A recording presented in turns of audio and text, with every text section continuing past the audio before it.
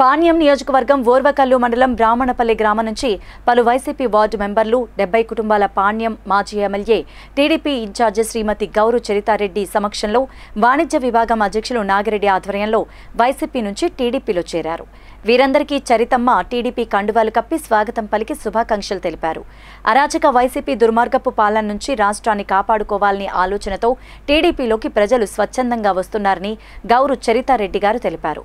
పార్టీలో చేరిన వారు మాట్లాడుతూ వైసీపీ ప్రభుత్వం ఈ 4.5 సంవత్సరాల్లో ఏ ఒక్క అభివృద్ధి చేయలేదని, ఈ ప్రభుత్వంతో విసుగు చెందామని, చంద్రబాబుతోనే అభివృద్ధి సాధ్యమని, అందువల్ల టీడీపీలో చేరడం జరిగిందన్నారు.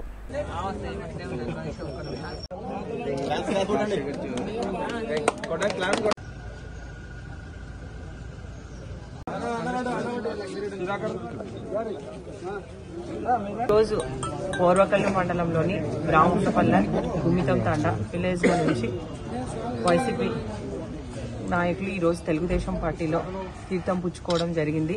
ఈ ప్రభుత్వ విధానాల వల్ల విసిగి వేసారి ఈ ప్రభుత్వాన్ని దించేందుకు మళ్ళీ తెలుగుదేశం ప్రభుత్వాన్ని అధికారంలోకి తీసుకొని రావడానికి ఈరోజు వార్డు మెంబర్స్ అయితేనేమి, అలాగే వైసీపీ వార్డు మెంబర్లు, వైసీపీ నాయకులు అందరూ పెద్ద ఎత్తున వచ్చి దాదాపు 70 కుటుంబాలు ఈరోజు తెలుగుదేశం పార్టీలో జాయిన్ కావడం జరిగింది. వాళ్ళని తెలుగుదేశం పార్టీ నుంచి పూర్తిగా స్వాగతిస్తా ఉన్నాం. ఈ ప్రభుత్వం వచ్చిన తర్వాత అన్ని వర్గాల ప్రజలు ఈరోజు చాలా ఇబ్బందులు గురవుతా ఉన్నారు. ఒక రైతులైతేనేమి, యువత అయితేనేమి, మహిళలు అయితేనేమి అందరూ ఇబ్బంది పడతా ఉన్నారు. ఆ రోజు ఏదో ఒక్కసారి అని అవకాశం ఇచ్చి చాలా నష్టపోతా ఉన్నాం.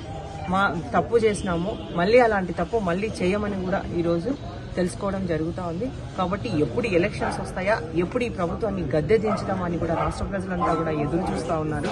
ఈరోజు అభివృద్ధి లేదు, సంక్షేమం ఏదో నామకవాస్తగా ఇస్తా ఉన్నారు.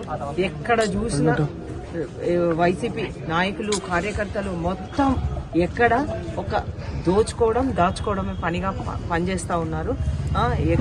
సొంత వాళ్ళు ఉద్యోగస్తులు కూడా తమకు రాబోయే కాలంలో వాళ్ళు తినకన్నా వాళ్ళ కొడుకుల కోసమో వాళ్ళు దాపెట్టుకునేది కూడా ఈ రోజు కబ్జాలు అయిపోతా ఉన్నాయి.